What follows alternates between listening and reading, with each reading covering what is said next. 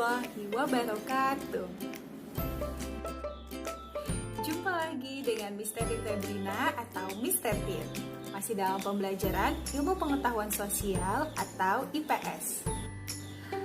Seperti biasa, sumber belajar yang kita gunakan adalah buku terbitan Erlangga, yaitu buku tematik 4I atau tema 9, subtema 2, dengan materi pemanfaatan sumber daya alam.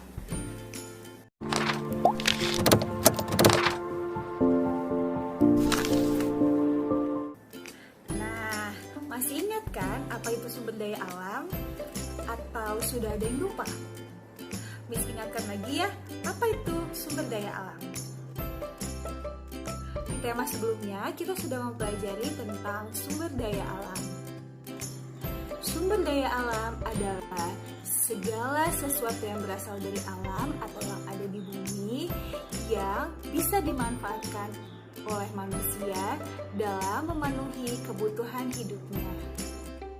Kita patut bersyukur karena Indonesia merupakan salah satu negara yang memiliki sumber daya alam yang melimpah. Nah, sumber daya alam di Indonesia ada yang langsung bisa dimanfaatkan atau disebut sumber daya alam langsung, dan ada juga sumber daya alam yang membutuhkan proses khusus baru bisa dimanfaatkan atau disebut sumber daya alam tak langsung. Contoh dari sumber daya alam langsung adalah singkong menjadi salah satu sumber daya alam hasil perkebunan yang dapat dimanfaatkan secara langsung. Mengapa demikian? Nah, dalam memanfaatkan singkong, kita tidak harus melalui proses khusus. Hanya dengan dimasak, seperti digoreng atau direbus, kita bisa langsung memanfaatkan singkong tersebut. Contohnya, singkong rebus. Contoh sumber daya alam langsung adalah sebagai berikut.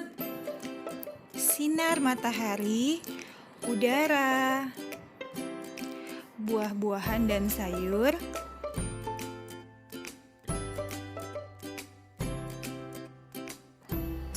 air, dan masih banyak lagi. Sedangkan sumber daya alam tak langsung atau sumber daya alam yang membutuhkan proses khusus untuk bisa dimanfaatkan, contohnya adalah barang hasil tambang, salah satunya adalah emas, kelapa sawit, yang kemudian dapat diolah menjadi barang bermanfaat seperti minyak kelapa sawit, pohon berkayu keras seperti pohon jati, yang kemudian dapat diolah menjadi barang bermanfaat seperti daun pintu, kursi, dan lemari. Rempah-rempah menjadi salah satu sumber daya alam yang paling banyak diekspor ke luar negeri karena peminatnya yang banyak. Hasil ekspor tersebut menghasilkan rupiah yang dapat membantu pembangunan ekonomi di Indonesia.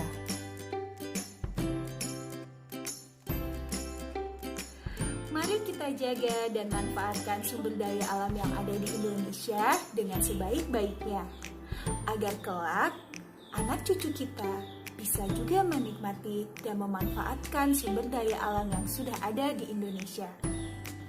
Kalau bukan kita yang jaga, lalu siapa lagi? Sekian pembelajaran IPS untuk hari ini. Semoga mudah dipahami dan bermanfaat bagi kehidupan sehari-hari. Miss Tetin akhiri, wassalamualaikum warahmatullahi wabarakatuh.